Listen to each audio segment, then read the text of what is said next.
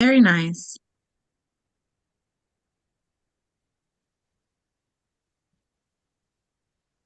Okay.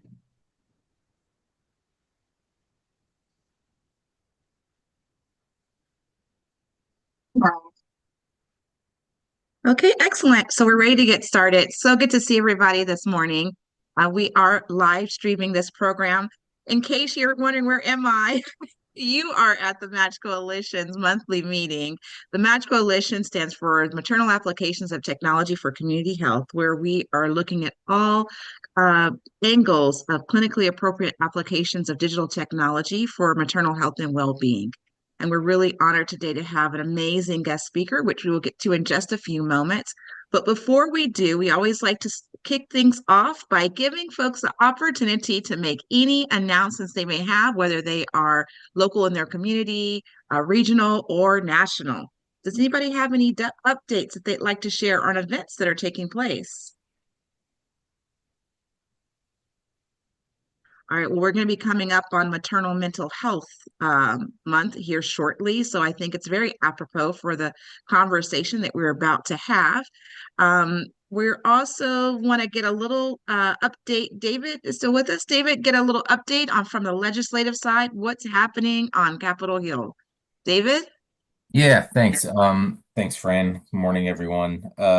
So right now things are slow for the next couple of weeks. House and Senate are out. For those of us in DC, that means we have to wait a little longer for the House to rectify either an error, an oversight, or something else a little more malicious related to the DC city budget. And those of us with kids in public school, we are holding our breaths. But on the congressional front, the biggest news that everyone I'm sure has heard about is the House and Senate passed a identical budget resolution and framework for them to start working on a reconciliation package for this group. The biggest item is the potential cuts to Medicaid, which could be in the hundreds of billions of dollars. Where that comes from, what impacts that has, we won't know for a little bit. And the other thing that all of us are continuing to monitor are all of the reorganization changes across various HHS agencies, cuts to staffing, cuts to programs, and research. Don't have any concrete updates other than we are continuing to keep our eyes and ears open for what these cuts and what these changes all mean. We now have a new CMS administrator, Dr. Oz, to go along with the new HHS secretary. So as changes continue to unfold with this new administration, we'll be continuing to monitor for those, to provide updates, and where necessary, engage in some advocacy. And speaking of the last update, I'll mention is the other week we sent our letter, the Match Coalition's letter, up to every single member of Congress in the House and Senate, reintroducing the Match Coalition, re-emphasizing the urgent need to address maternal health via policy changes, and we listed a couple of bills that we have endorsed over the last couple of Congresses that we expect to be reintroduced this year, and that we would urge them to consider learning about, co-sponsoring, and ultimately passing and being signed into law. If you haven't seen that letter, we can send it around again, or you can just reach out to me, Fran, or Kelsey, and we'll be more than happy to share that. Last update, sorry, a bill that we have endorsed in the past, the Connected Mom Act, which is the Connected Maternal Online Monitoring Act, has been reintroduced in the Senate by the longtime champion, Bill Cassidy, a senator from Louisiana, based on a program at Ochsner, the Connected Mom program, which sends pregnant women home with a remote monitoring sort of package, so that they can monitor vital signs at home, that directly alerts their care teams if anything changes. That bill has been reintroduced. We're working on updating a legislative action center campaign for that bill, which would allow all of our wonderful members to urge their elected officials here in the U.S. to endorse that bill. So once we have that up on the Match Coalition website, we'll send that link around. So stay tuned for that. Thank you for that update, David. I'm never without questions. And if anyone has any questions, please do raise your digital hand and we'd be happy to give you the floor. I want to work backwards if you don't mind. So let's talk first about the remote patient monitoring. I know that we've made quite a few strides in the last 5 years around general remote patient monitoring, and although those were predominantly focused on chronic disease management in older adult populations, under the umbrella of chronic disease management, you know, heart disease management, high blood pressure is amongst that. So I'm curious to know, might it be a faster path to getting coverage if that coverage is just a modification of existing provisions that have or allowances that have already been made for chronic disease management, for hypertension management? That's a good question. So a lot of what we'd be advocating for is at the Medicaid level, at the state level. Mhm. What this bill does, the Connected Mom Act, it would do a study and report on the use of remote monitoring to treat certain maternal health conditions, and then it would update state Medicaid resources to better support the use of RPM. Mhm. It doesn't really provide a ton of new resources, more guidance to states on how to better incorporate RPM into maternity care. Mhm. Some of the changes that did happen over the last 5 years with Medicare coverage of RPM is it's not just chronic, it's also acute.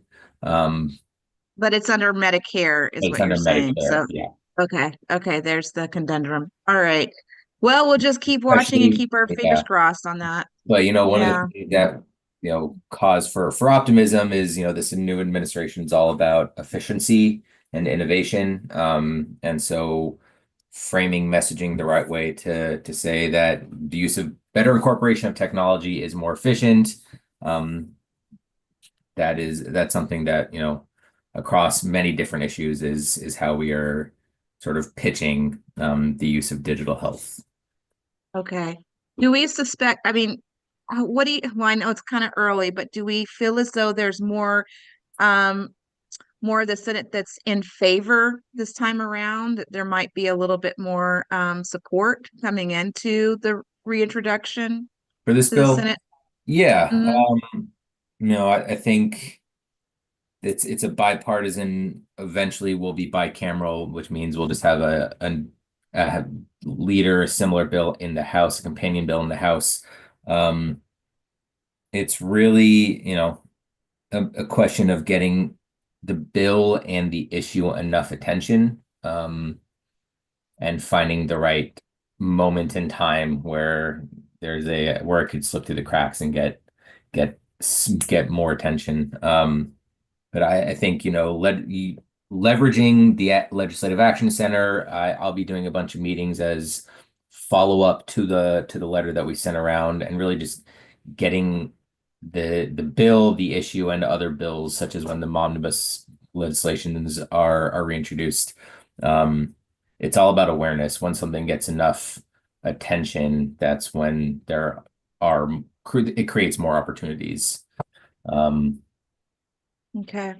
Well, thank you for that. yeah. The other just brief question I have for you is in relation to the budget cuts, right? The Medicaid budget cuts.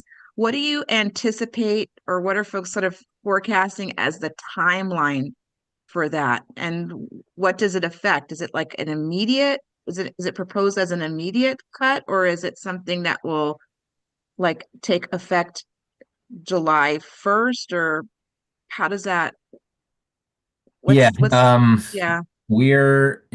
I don't think anyone knows the timing. It keeps slipping, the White House and the Republicans in Congress want to get this done as soon as possible. What that timeline looks like, what as soon as possible means keeps changing.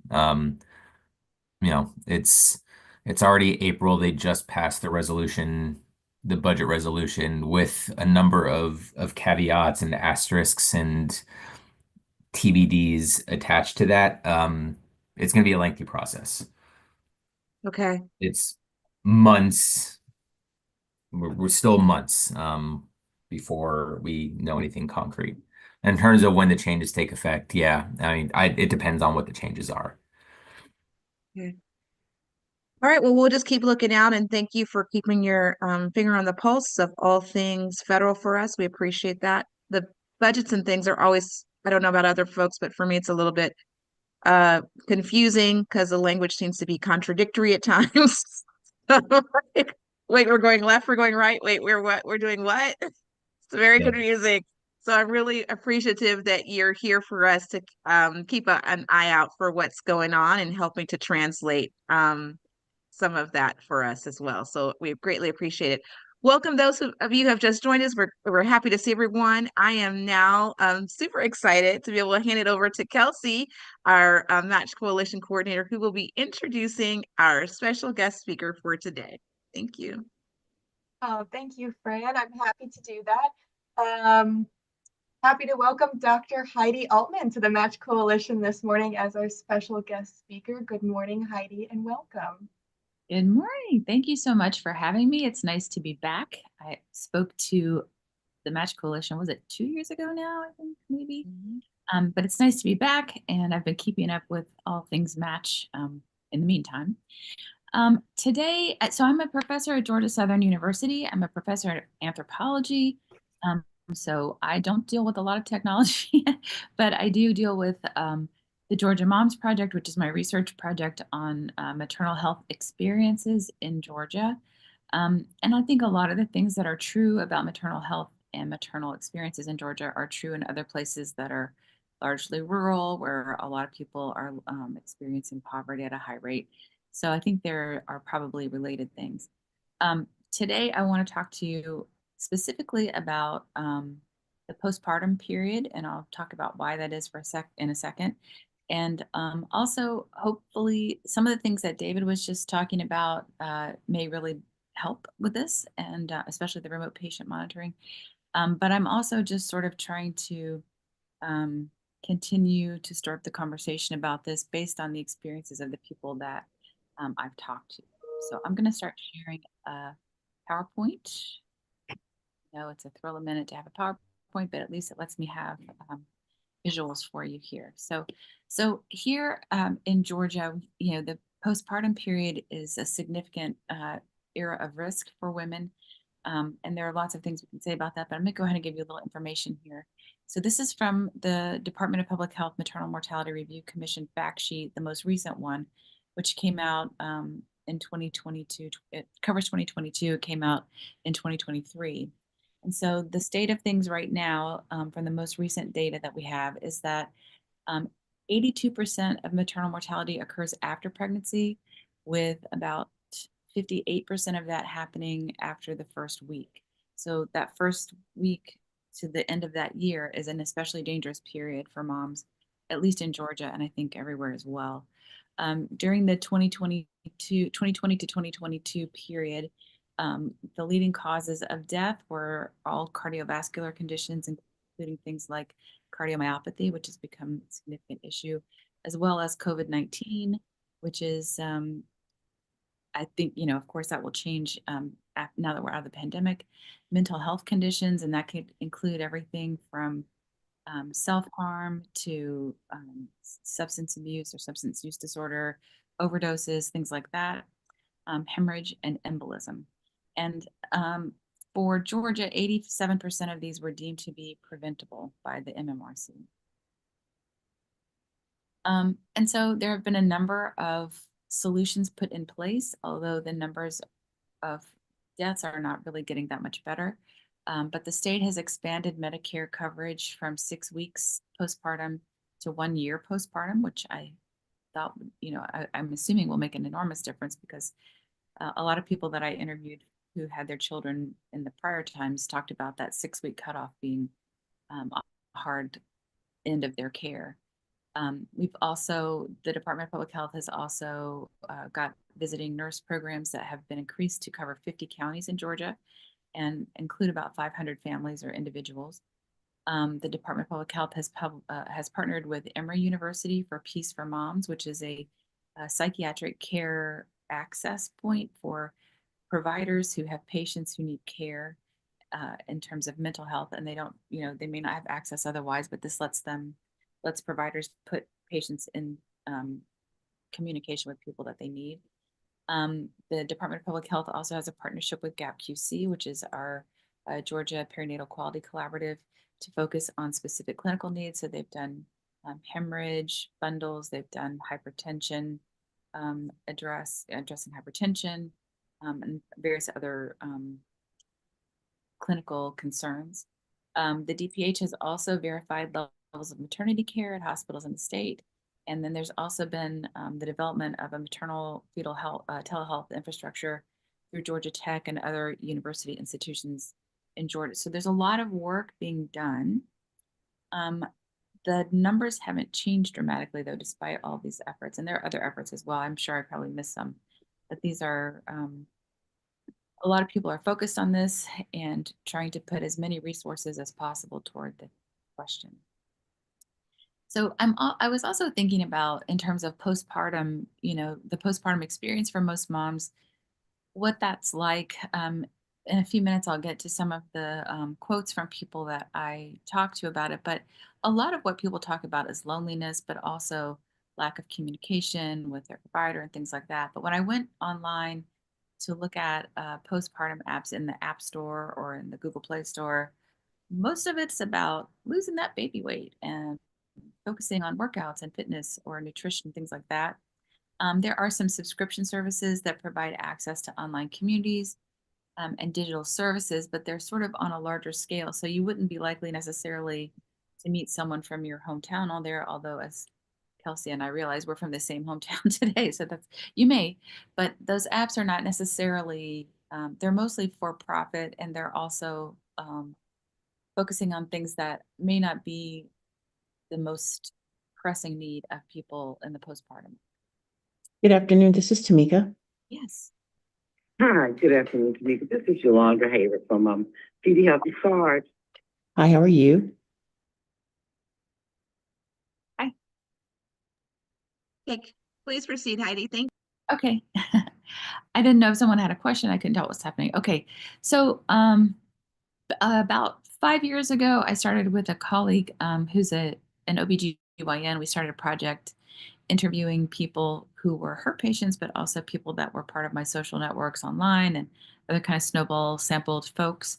And we were interested in collecting the narratives of people's maternal health care experience, because a lot of the work that's being done is clinical, and I'm a cultural and applied anthropologist, so I'm interested in what people's experiences are and how they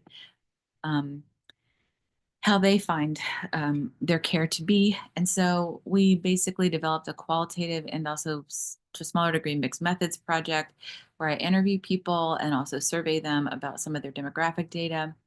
And it captures people's healthcare narratives.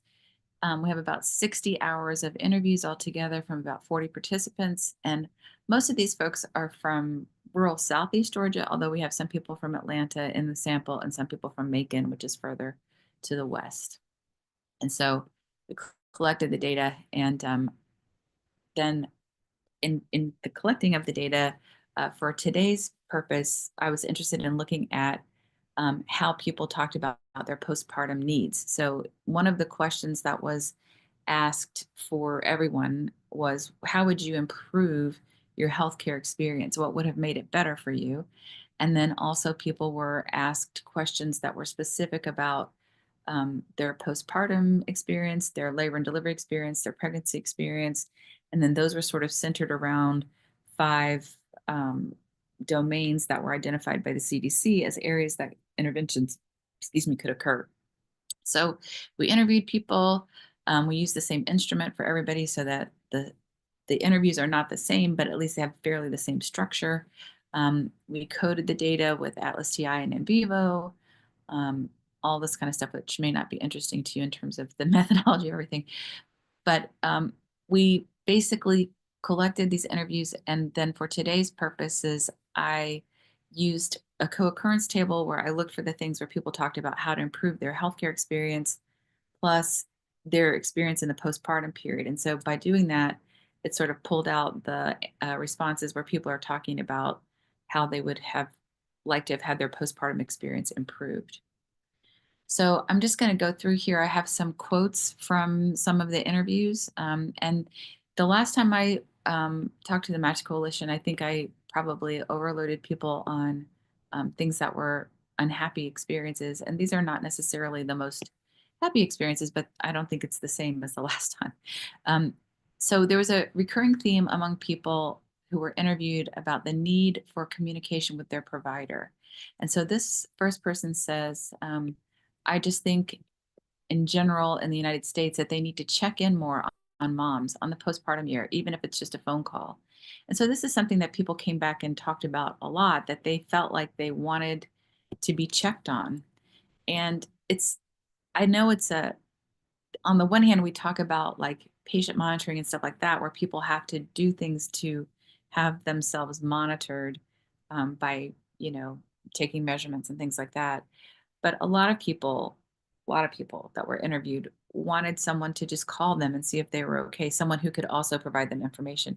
So she goes on at great length here, but she's basically talking about how she had a tear that was giving her pain, and she didn't think, she didn't have time because I think she had 2 other children as well. And so she was just living with this pain that was about on a level 4.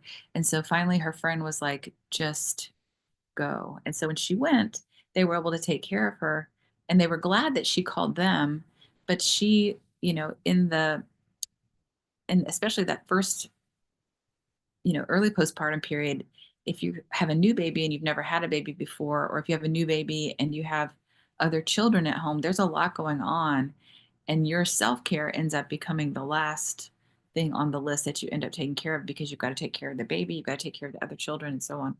So this is a comment that came up regularly. And so again, here's someone else saying, I think there's just a lot of things that can improve postpartum, just like checking in on moms, like, hey, just like calling me because you're busy with the baby. Hey, do you have anything you have questions about? How's the bleeding? How's the breastfeeding going? Do you have any questions about the baby? So it is a period of, unless you have already had other children or something, but it's a period of sort of a steep learning curve when you have a new baby, and about yourself and your own health, and also about the baby's health. And so they feel like they just want to be checked on. In addition, they feel like there is a need for more information. So that could include better communication with their provider potentially, or it could also include, instead of childbirth classes that you have leading up to the birth, maybe postpartum classes or postpartum information that says specifically, these are the things to look for. And I know that these things are out there. I know that there's information out there. I go to health fairs and I hand out like warning sign sheets all the time. The information is getting out there in many ways, but I think women in that postpartum period, at least according to the ones I talked to, feel very isolated. They don't necessarily have the opportunity to go to a health fair. They don't necessarily have these things. So this woman went back to her doctor for her postpartum check, and he just said, no recommendations for any type of postpartum care, no recommendation. He didn't ask me if I thought I was struggling or anything of that nature. He just checked me out and said that I had healed and I was good to go. So I hope that this is getting better over time. I think we have people who are trying to do a better job with this, but I think this is also a function in Georgia of the provider shortage. So we have so few providers here, especially that are OBGYN specialists, that they're in the rural areas anyway, that I think they're also under stress to get people through. A lot of people I talked to mentioned that as well. Something else that people mentioned were improved working conditions for the postpartum period. I'm not really sure how we can assist that from our perspective necessarily, but things like a more supportive working environment. We do have federal laws about breastfeeding and things like that, but I don't know that those always get translated to local areas sometimes. But anyway, this person was in a very stressful job and had to stay in it throughout her postpartum period. And finally, by the time she got through that and through the job, she was able to move to a different work environment that was helpful. And this is again about the postpartum education. These quotes are from the same person. So she said, first of all, paid maternity leave would have relieved a lot of stress and anxiety from me. So she, we don't necessarily have to have paid maternity leave. You can have leave under FMLA and things like that, but it's not necessarily paid for a lot of people. So she said she wouldn't have had to go back to work as early as she did. And a lot of women go back as soon as they're cleared, and it's not fair. And she also thought that more education on the postpartum side, meaning nobody prepares you for the journey that you're going to go through when you have a baby. It's like when you have a baby, boom, you're done. You're out the door. You're all on your own. And that's something that kept coming up, is that people felt very much after the pregnancy and delivery. And these are folks that didn't necessarily even have extensive complications in their postpartum period. I had one woman who did have cardiomyopathy, and she had no, health related social needs. She's, her family's fine. She has her husband has a good job. She's a stay-at-home mom with 4 other kids, but she had cardiomyopathy that she didn't realize because she didn't know what to look for necessarily, and she kind of kept putting it off and whatever. But fortunately for her, her OBGYN caught it. But more education would be helpful. So in Georgia, we have a provider shortage. As I mentioned, we've had a lot of hospital closures in rural areas. Georgia has not taken the full Medicaid expansion that was provided through the ACA.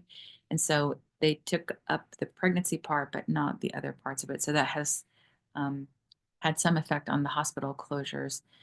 There's also a rural broadband access gap. So the latest statistic I saw was that there are about 500,000 locations out of the substantial number of locations that they had documented that are without rural broadband at all. And so I work with different entities in the community to try to get some of that stuff going as well. But even during the pandemic, there are huge education gaps because of the broadband gaps. For example, in the community, one of the communities where I work, unless school was in, there was no Wi-Fi in town except if you were in the McDonald's parking lot, and people didn't have enough devices for the number of kids they had and stuff. So kids trying to do pandemic learning in some of the rural areas really were behind the 8 ball. And then also the rates of poverty in rural Georgia. There are some of the poorest counties in the country in rural Georgia. And so that's another, contributing factor to the difficulty of trying to get people the things they need, like devices, if we're talking about accessing the internet and things like that, that is out of the question for some folks. So I'm hoping that, like I said, hearing about the remote patient monitoring that David mentioned gave me hope, but I also am hoping that we can sort of open a discussion about some of the things that could be done to overcome some of these obstacles, and also to improve the postpartum experience for women, especially in rural areas and areas where maybe broadband is not as easily accessible. So I'd like to open it for discussion or have anybody ask questions or comments. And that's, I thought I had only 15 minutes today, but it seems that there's more time available, so we can talk and answer questions if you like. So.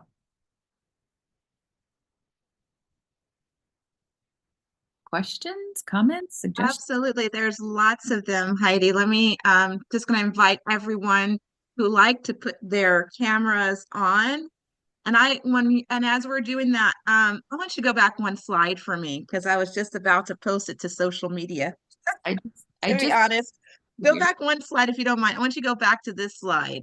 Okay. And instead of posting it to social media, I'm just going to put it out there right here for everybody. I don't know any one of these 4 things that isn't applicable for every state in America. Correct. Right? Yep. It's applicable for them all.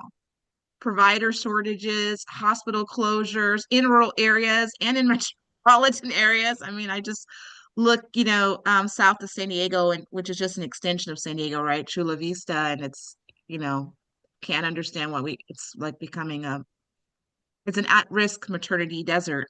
Yeah. I mean, Rural broadband access gaps everywhere, same thing. And the rate of poverty, unfortunately, in rural areas. You could be talking to any state with right. everything that you have presented here, unfortunately, and that's really heartbreaking. Yep. I'd love to know, folks, if anyone would be willing to share, if you could maybe share with us a little bit about some of the programs that you're doing in your local areas or in your state, as well, that it might be going into effect to help to prevent um, some of the outcomes that Heidi's been referring to, and some of the approaches that they're taking that are more grassroots to try address these issues. Anyone like to share?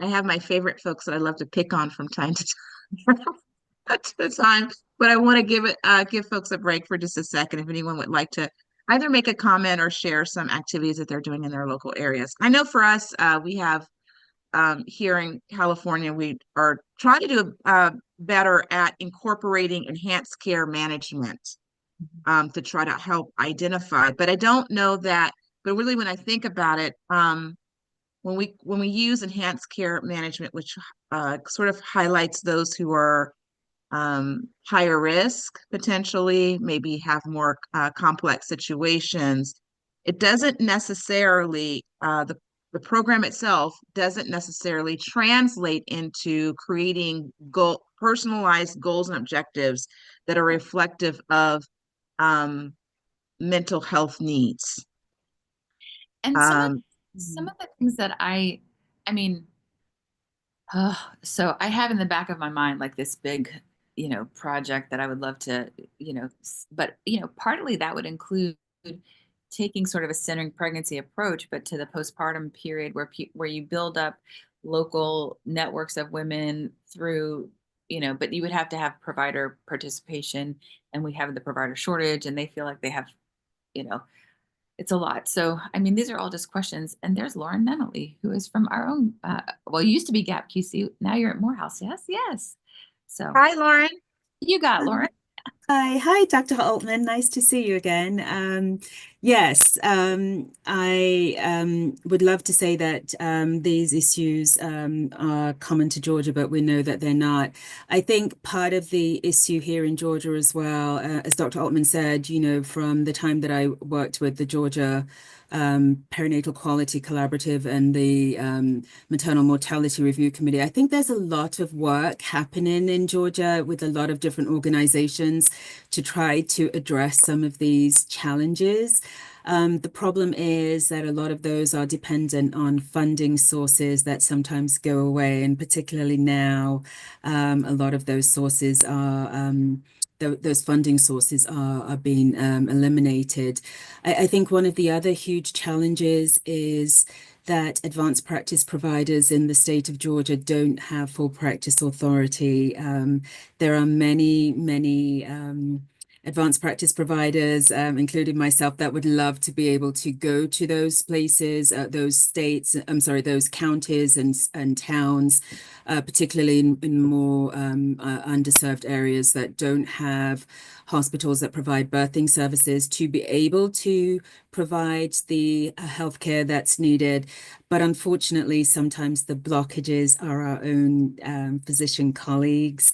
There is a lot of work that's been done, and I know Dr. Altman knows this, particularly with the Georgia legislature and with those that are advocating on behalf of advanced practice providers to ensure that there is the ability to provide those services with the support of physicians that are willing and in partnership with midwives, nurse practitioners, PAs, and other members of the birthing community to help to reach those that I think I don't want to say have access, because I think access is so multi-layered.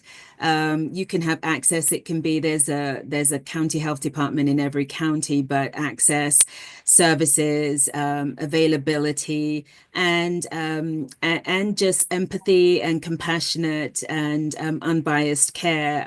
All of those things don't necessarily exist. But I will say, just as a positive note, there's lots of great things happening. We need more and more of that happening to be able to really have the desired impact. Mhm. Agreed. Very much. I'm happy to see you though. There certainly is a lot of I appreciate, Lauren, that you're pointing out that there are programs and initiatives that are happening. And when I think back to Georgia and some of the programs that even were identified as being successful, there was a choke on those because funding would stop. So I guess, one of the questions becomes, well, we know who's holding the pocket strings, really, right? It's not the providers, and in some perspective, it's not even necessarily the state, it's payer organizations, right? Insurance companies, because they're the ones who provide the reimbursement, and some of the, of course, their funding coming through federal, but also even from private commercial lines of insurance who don't provide services. I mean, if we just look at even provision of doula services, those predominantly have been pushes through the state and through the federal. It's not been a push through private sector. So there've been many private or commercial insurance, if you will, that lags in offering those services to their membership. So I'm wondering if maybe we need to start following the trail in terms of where the funding really comes from and start putting pressure in those places, more unassuming places, but that in fact are the ones who have the most amount of direct impact potentially. What do others think about that comment? I don't know if am I off base, or do you think there's a there potentially?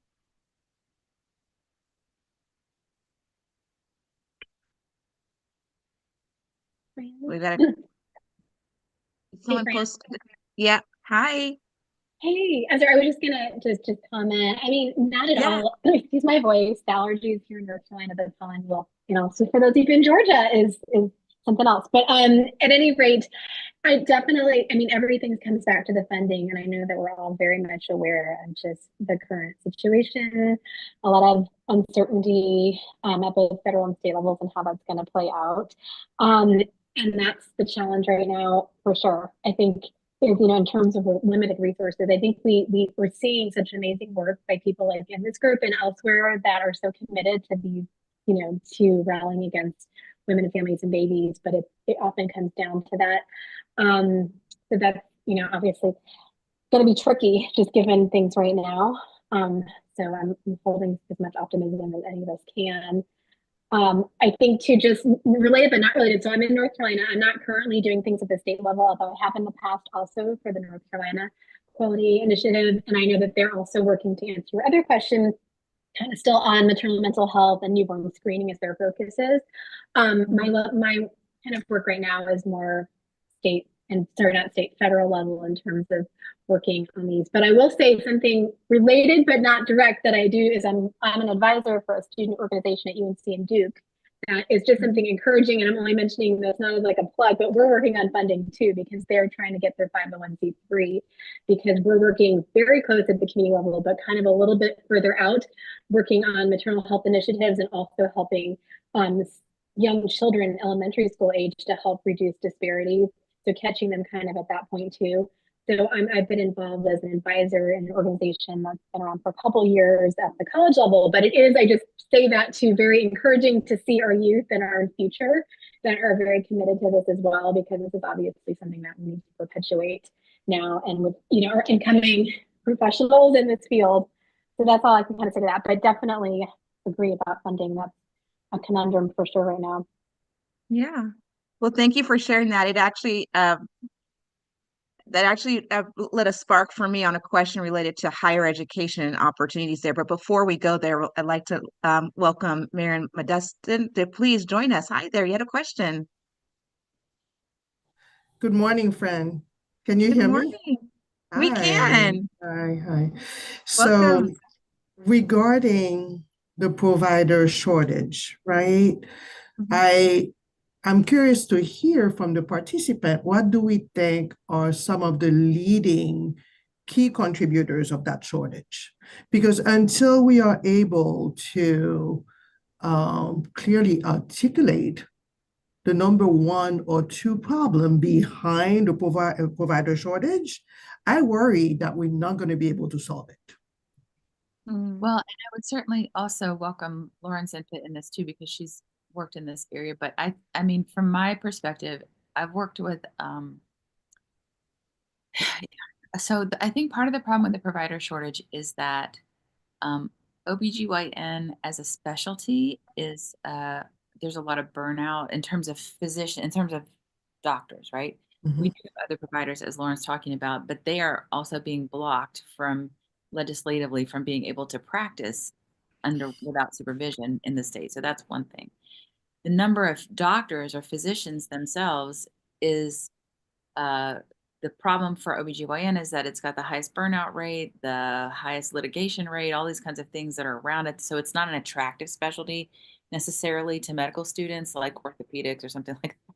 I mean, I work with a medical school talking to potential young doctors, and they all want to go into orthopedics or some other thing where they can make more money and also not be subject to the kind of litigation there might be. So that's one thing.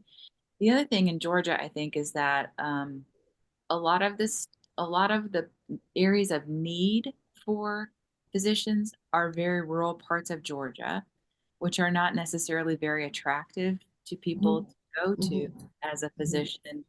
That you've spent all this money getting your education.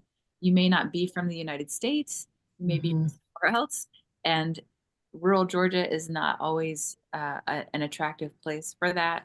So I think there's the issue of trying to get one of the really, I think, cool programs in Georgia that's happening right now is through Mercer Medical School, and they're trying to get students at the high school level and sort of support them all the way through medical school so they go back to their own community. And that's something that I think if you can get people from their own communities to come up through the medical system and go back, even as a family practice physician, I mean, it doesn't have to be OBGYN, it could be whatever, but I mean, just to get people to go back to their own communities where they know the people know them, there's not, culture conflict. So I would like to go back to what you mentioned regarding OBGYN shortages and the specialty having some of the highest burnout rates, right? And I'm a maternal fetal medicine doctor, and I have plenty of colleagues that are OBGYN. When we think about the reimbursement for the total care of a pregnant patient, with some of those insurances paying maybe $25,000 or $3,000 for all the prenatal visits and the delivery, that's really absurd. Right. Right?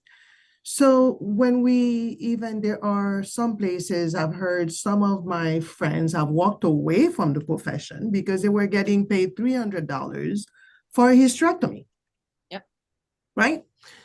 Or $200 or $500 for vaginal delivery. We're not having those conversations.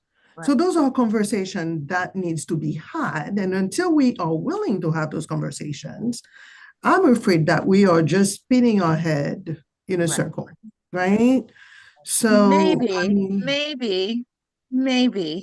But I'm wondering for maternal mental health, is that the case? Let's get an example of informed consents. It used to be no one was forced, like there was nothing that came down on an institution that said we need to provide informed consent. They would say, oh, we did it. Did you really do it? We don't know whether it was done or not. Now they're being held accountable to say informed consent, right? And that it's there. Providing health education. Now there are measures that the facilities are being scrutinized for whether or not they're actually providing health education to their patient population. But I know, right? But what I'm getting at is that the example that Dr. Altman provided was one of a example of a patient who's going in presenting with maternal mental health needs, and instead is not being referred for. So this is services that the Fred, I provider think themselves is not expected to provide, but was not given a referral or an order for services that another provider could offer, which is not an and it's a OBGYN. shame because I think people are just not taking time to talk to people. I think Mhm. We're not talking to people. We are Right. not talking to people because that talking to people is not reimbursed, right. That's the thing, the time crunch for right? The Yeah. time that you spend talking to people, and I have heard that at various places, even for me, I have been told, we're not paying you to talk to people, Yes. The other thing I would say right? in terms of mental health services, Fran, Mhm. is that there is some issue here with getting people treated for that, right? So like what kinds of, there are so few mental health providers also, which is another provider shortage here, but also, so if you're experiencing some kind of, maybe not an acute moment of mental health despair, Mhm. but you want to be treated, sometimes, you know, you would have to go through GATE, which is like this huge, uh, it's a whole process. Which is a gate itself, right? Yes. I mean, Please. so, and this is not, that's not something that's my particular specialty of knowledge. Like, but I do know that providers have said to me, you know, if someone comes in and they need mental health services and they're on Medicaid, for example, the places where they're going to get referred for that may not be the best option for them either, right? I mean, because it may be what, Mhm. so, I mean, that's the other thing too, and it still comes back to money or you know, insurance It's coverage. unfortunate, but those are the conversations that we have to be willing to have because otherwise we are not getting to the root of the problem. Mhm. But And we're there are also not getting what places, we pay for either, right? We're not getting what we yes, pay that for. is true, but there are places where the reimbursement is based on volume Mhm. and folks are expected to, you have 8 minutes per patient, your documentation or this has to be done within that amount of time. It's not that people don't want to talk to people, but they're not given the time to talk Yep, to exactly. people. Mhm. And we have to go back and consider what is the value being placed on women's health, Mhm. Mhm. Well, what we are right? finding with some of our clients is that they become, I hate to admit to it, they become the frequent flyers. They're the ones who, I literally just observed one, right, who went to 3 different hospitals, once by paramedic, and we're trying to talk her out of paramedic because it's not emergent to call paramedics, but it's the only way she knew after learning the system, if you will, that she could be seen. And then still she got like tossed around 3 times to 3 different hospitals, which cost the system much more money than had it been extended for another 8-minute consultation. If that 8-minute consultation had been extended to 16 minutes, then we may not have had this issue of her being tossed around 3 different times, literally 3 different hospitals. And one of the providers, as I directly witnessed, said to her, well, you know, we may not want to do this here, the service she was requesting. We may not want to do this here because we don't want it, you don't want to get a big bill when you go home. So this was her justification for sending her home as opposed to providing her with care because she wanted to avoid the big medical bill. So the question, Fran, is what would be the follow-up to that? What avenue do we have to dig into what happened to that specific patient? For us, you know, as doulas, again, this is the non-clinical, it's following that case. You could also argue a case manager equally could do the same, following that case through and aiding them in navigating, which is what we ultimately did. So where she ultimately landed in is us knowing the system enough to know who to call, literally what time of day to call, what to say when you call, which didn't require her to, again, hop into an ambulance to do it, in order for her to get the care she needed and ultimately end up with service that I'm happy to say today she and baby are healthy without complications. But up until that point, she had a low fetal movement. she herself depressed because she had been displaced from her home as a result of domestic violence and ended up in San Diego isolated from her family, and had no mental health support, no social worker, and no responsiveness to low fetal movement when she was in her 40th week. And by then, I'm just surprised they wouldn't induce, but they wouldn't touch her because she was in the wrong hospital for her care, and they didn't want to leave her with a big bill. So where is the accountability? Exactly. Where is the accountability? I don't know. But what I do know is that for some of us, and in terms of the way that our organizations are structured, at least for our own, we try to counterbalance between where we can get reimbursement and utilize that to help with those for whom we don't have sufficient funding, so that we can still staff to be able to accommodate. And this is where I argue perhaps we need to begin to go back. It baffles me that everyone we're now saying let's lean on state, lean on federal funding. And there's undoubtedly to some extent it should be, because we're all tax paying, but we're also paying premiums for health insurance companies. And what are we getting back for them? And who is giving them the authorization to make clinical decisions on how and instructing and directing providers on how physicians themselves should be practicing? I think that this is where the system is upside down. How is it that an insurance company knows better than a physician as to how a patient should be cared for and how much time should be allotted for caring for that patient? That's a problem. Yeah, but then the question goes back to, what are these organizations negotiating with the insurance companies on what should be paid for what? And so, okay, when you say organizations, to me, I hear things like ACOG, right? I mean, I hear the larger body of institutions that are responsible for you guys are putting myself out there. I have nothing to lose by being honest, but it sounds to me like there needs to be better negotiation. And I don't know if anyone cares to, Right, stick their neck out there and make the comment along with me. Because when we look at that, even comparing the pink tax, when you look at the reimbursement for, let's say, a biopsy on a penis, it is worth more than the biopsy on the vagina. The data is out there. Right? Procedures that are done on a man have more values than procedures that are done on a woman. They are comparable procedures. So until we are able to look at that and address the reimbursement for those services, yes, then no wonder that maternity places are closing, and we have to dig and keep digging and finding out what are some of the true issues and how to best address them. Mm-hmm. So Heidi, I'm going to bring this back. I'm going to reel this in a little bit. I'm sorry, Fran. You should not have invited me.